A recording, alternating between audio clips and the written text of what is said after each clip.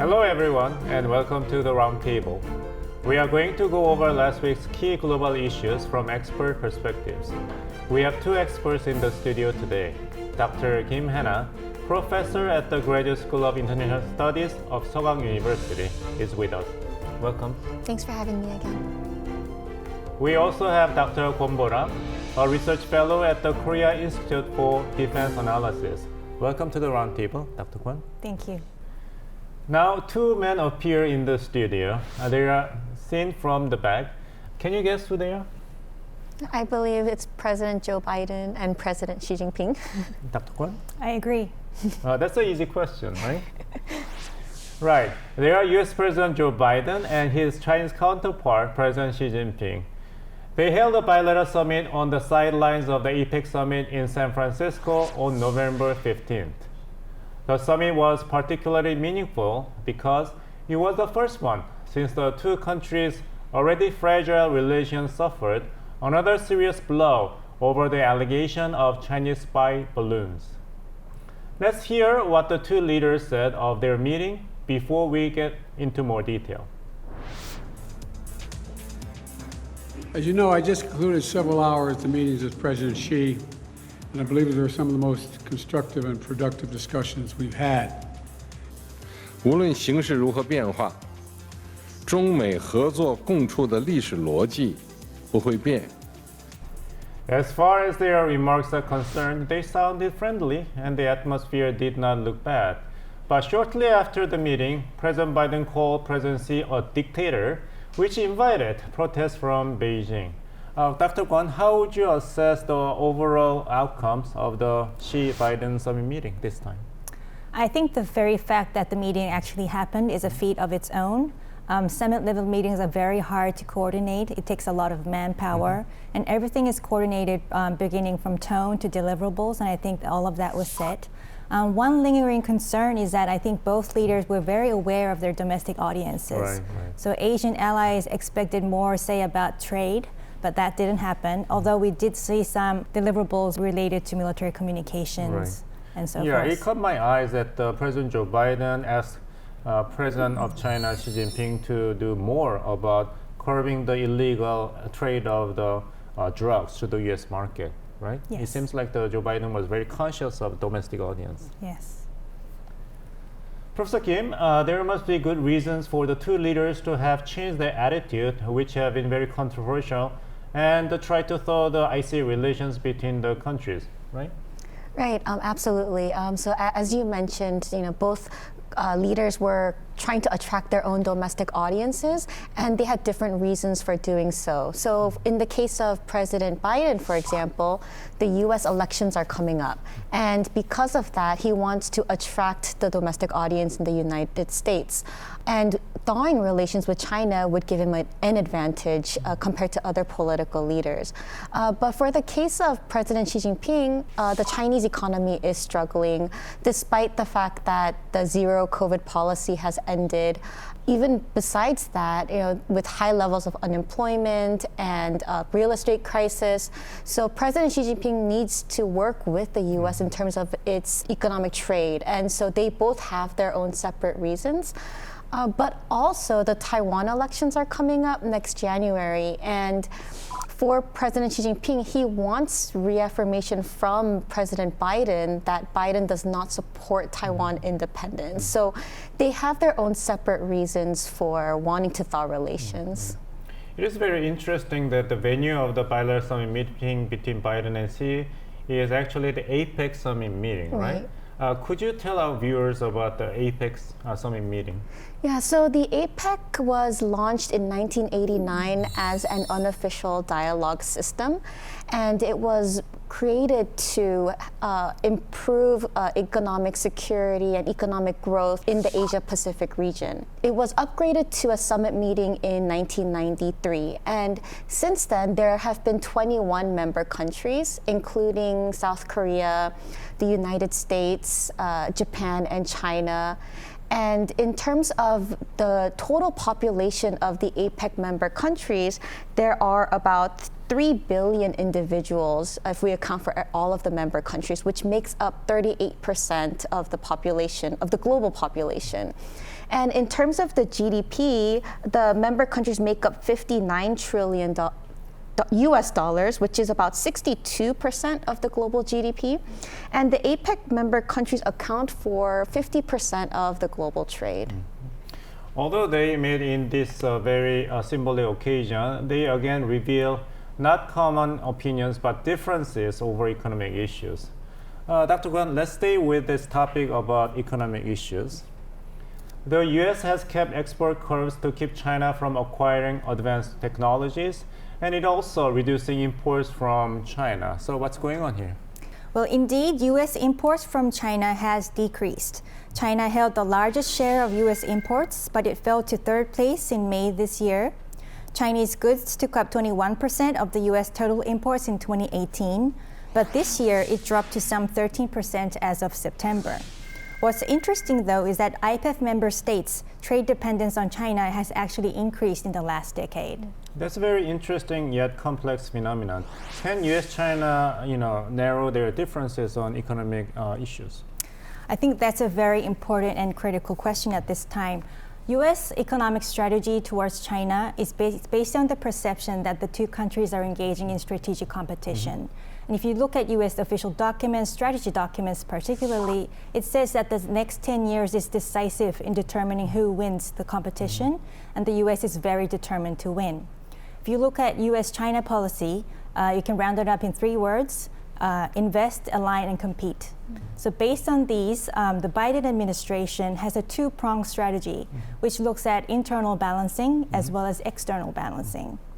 Internal balancing means it's using domestic laws like the IRA, the CHIPS Act, to strengthen its industrial base and also bring in more foreign investment. This is done to keep the yard small and the very high tech. In terms of external balancing, it's asking its allies and partners to build a global secure supply chain and also refrain from outflows of high technology. I see, internal and external balancing for at least for the next 10 years. Yes. That's a very long-term strategy by the United States. Yes, but the more concerning thing is that China is unhappy with this strategy. Of course not. They think it's containment, deterring its growth and development. So it has its own version of internal and external balancing. So the cycle continues.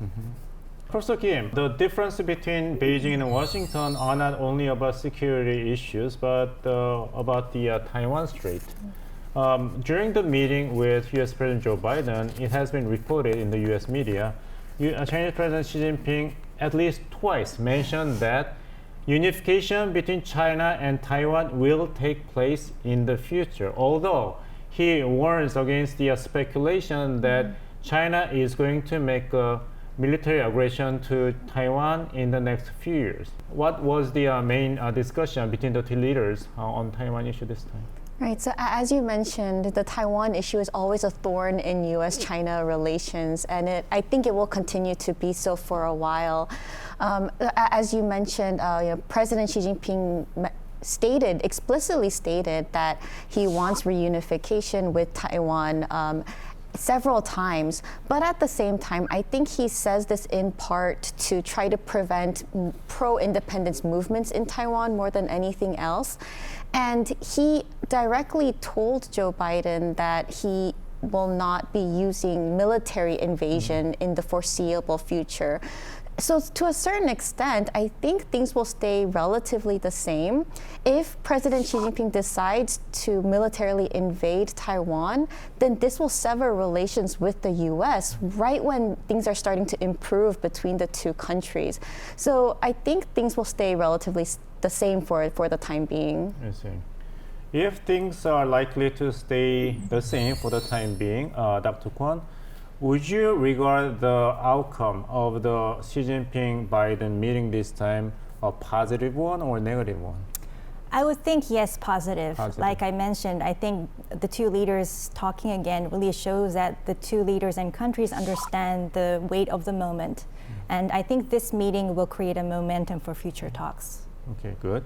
Professor Kim, how about you? Yeah, I completely agree. I think that it's working as a stepping stone for the two countries in terms of their bilateral relations. President Xi is a very private person. So him coming to San Francisco and giving an up close and personal kind of moment to not the whole global audience, but also the American public, I think helps soften his image while he's strengthening his grip on domestic rule. Right. Professor Kim, anything to add? Yeah, as Dr. Kwan mentioned, I think this also improved public sentiment. So anti-Chinese sentiment in the U.S. declined through the summit, and similarly, Chinese citizens started to view America more favorably as well. So we can see that one of the achievements of the summit is that public sentiment towards the other country also improved.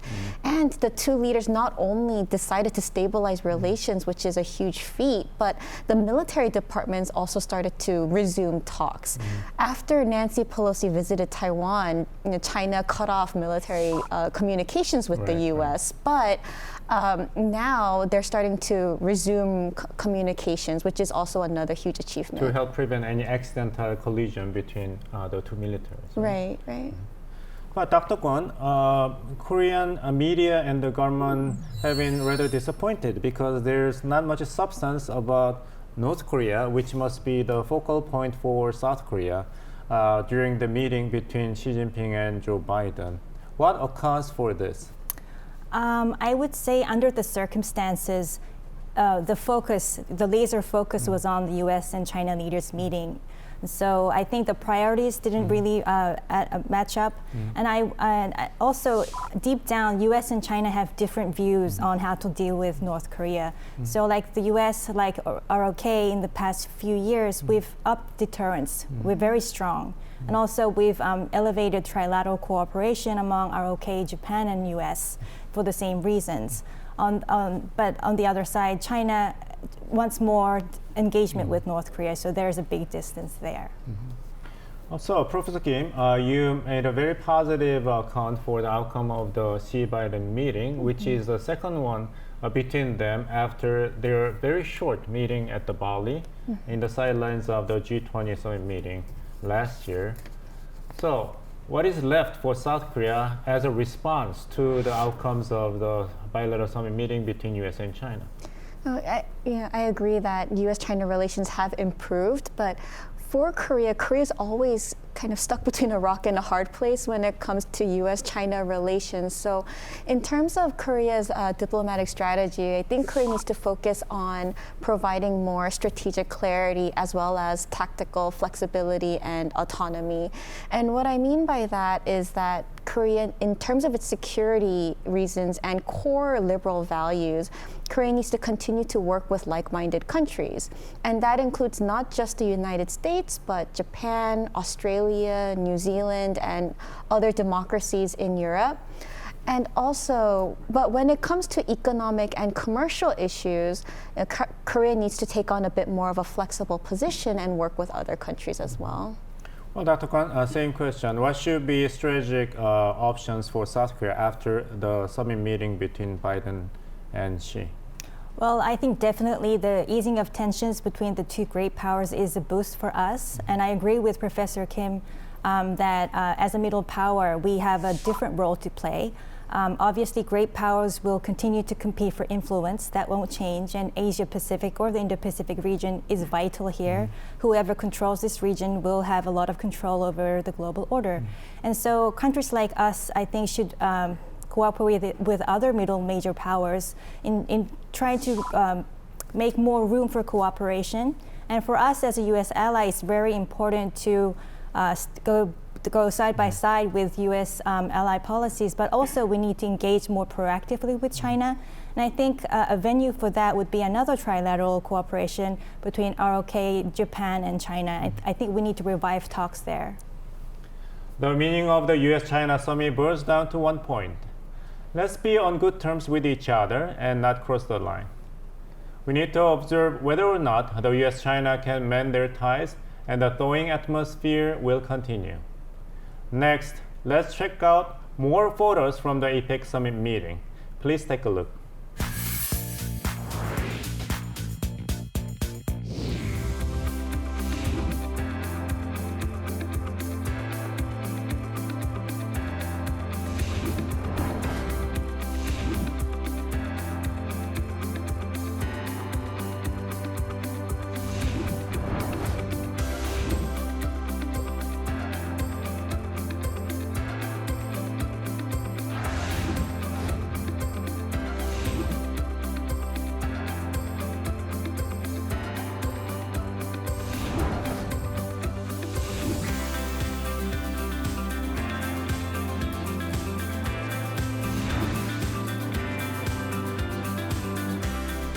This week's photos are all about the APEC Summit. Dr. Kwon, among four pictures, which one is most impressive to you? I picked the photo with President Yoon and Prime Minister Kishida because Kishida's smile is very big. Oh, very big, all right. Although his approval rating is not so impressive. Mine is the group photo of the all nation leaders at the APEC Summit meeting, because as a graduate student, there was an APEC Summit meeting held in Seattle, 1993. And we have a guest speaker who happened to be the next foreign minister of China. How about you, Professor Kim? So I found the picture of President Yoon and Apple CEO Tim Cook meeting Cook. very interesting. I think that picture got a lot of attention. Okay. President Yoon Suk Yeol delivered a keynote speech at the APEC CEO Summit 2023 and proposed that countries should cooperate to strengthen supply chain resilience. And then he held meetings with the chiefs of global business giants such as Apple and General Motors. This is the first APEC Summit President Yoon Suk Yeol attended since he took office. He also has been pitching himself as a #1 salesman of Korea. Professor Kim, how do you assess the President Yoon Suk Yeol's diplomatic activities during the APEC Summit meeting? I think to a certain extent it was positive. Apple CEO Tim Cook mentioned that his company concluded more than $100 billion worth of deals with Korean firms, and he promised to continue to work with his Korean partners. And on a personal note, he also mentioned that he has a strong affinity for Korea because his father was a Korean War veteran. And so Korea has special significance to his father. And in addition to that, the GM Senior Vice President Amin also promised to continue to push for more cooperation with Korean firms. So in that sense, I think the meeting was successful. Dr. Kwon, the question is related to the photo that you picked. Prime Minister Kishida with a big smile when meeting South Korean President Yoon Suk Yeol. What was the focus of their meeting in the sidelines of the APEC Summit meeting? Well, if Camp David, or the summit they had at Camp David, was about military cooperation, I believe the talks this time was about science and technology and economic cooperation between like-minded states. So I believe they talked about clean energy, supply chains, quantum computing, and other innovative technologies, which I think is very promising. It happens to be the 7th meeting between the two leaders. Can we say with reasonable confidence that the shuttle diplomacy between the two countries has been completely restored? Yes, I think to a certain extent, yes, it has been restored. And given the big smile on Prime Minister Kishida's face, I think it's quite promising. Professor Kim, U.S. President Joe Biden and South Korean President Yoon Suk Yeol also held a bilateral summit meeting during the APEC Summit meeting, which happened after two visits by the U.S. government officials, Secretary of State Antony Blinken and the Secretary of Defense Lloyd. What did the bilateral summit meeting between the two leaders say about the future of the alliance between the two countries? I think in general, the meeting between the two leaders went well because during the summit, President Yoon was invited to a dinner banquet with other APEC leaders. Right. And during that dinner, President Joe Biden mentioned that President Yoon sang a song in his last visit in April. And so that shows that the two have a very friendly relationship. And in addition to this, despite his hectic schedule, President Biden ended up spending about 10 minutes for a short trilateral meeting with President Yoon and Prime Minister Kishida. And during this meeting, both President Yoon and Prime Minister Kishida promised to work on improving cooperation. And President Biden thanked both the leaders for taking that load off of his shoulders. So it shows that not only is the ROK-US alliance strengthening through the summit, but security coordination between the US, Korea, and Japan is also improving as well. Another focal point was whether or not the leaders of Korea and China could hold a bilateral meeting amid the APEC Summit, but it did not take place. I think I could make a good educated guess because the focus of this APEC meeting was the rendezvous between US and China leaders. I don't think we had most priority. In order to carve out enough time to have meaningful discussions about certain issues, I don't think it was very feasible. However, I would not say it's because ROK-China relations is not as important. It does not signal that at all. Okay. Right, so as Dr. Kwon mentioned, it is still important even though it did not happen. But the two did meet very briefly for about 3 minutes and they exchanged handshakes. And I think that greeting in itself could work or carve out a path or work as a stepping stone towards improving relations between the two countries later on. But Dr. Kwon, Prime Minister Kishida of Japan indeed had a bilateral meeting with Chinese President Xi Jinping. So how would you see China's approach to the trilateral cooperation among US, South Korea, and Japan? And how would you see the near future of bilateral partnership between China and South Korea after this? I think given strong economic ties between the ROK and China, and given China's relationship with North Korea, Korea needs to cultivate a very productive relationship with China. And I think now is the time to really focus on common interests. I can think of two things. The first common interest is peaceful resolution of the nuclear North Korea. Okay. For both countries, this is essential. And I think bringing North Korea back to the negotiating table needs a lot of coordination with China in terms of sanctions and dialogue. The second common interest is we need to really carefully monitor the developing relationship between North Korea and Russia. There is a lot of speculation that Russia is giving them advanced technology.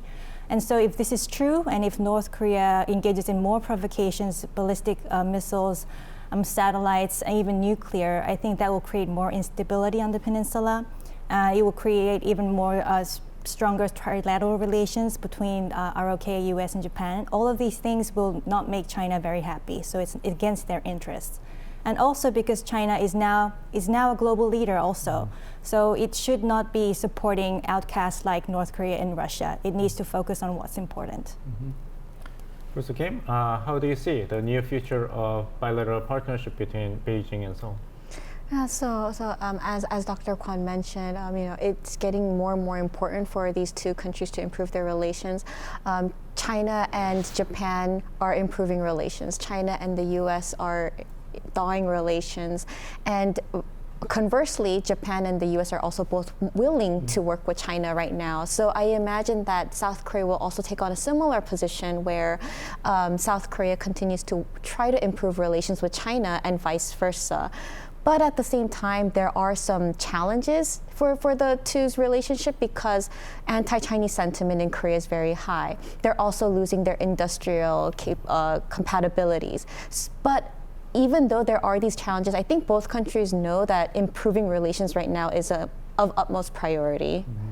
Yeah, very interesting time because in the year 2024, which is only less than 2 months away from today, the world will have a lot of important elections. The presidential election in Taiwan in January, and the potential low-level election in Japan, and the National Assembly election in April in South Korea, and US presidential election in November. So it'll be a very interesting time. And the APEC Summit meeting and the series of the bilateral meetings held in the sidelines of the meeting must be really important for the future. Today we review the meanings and implications of the APEC Summit and sideline meetings where world leaders fiercely conducted diplomatic efforts. Professor Kim, Dr. Kwon, thank you so much for sharing your insight with us today. Thank you. Thank you. Thank you. We'll be back next week with in-depth analysis on key global issues. See you next week. Goodbye.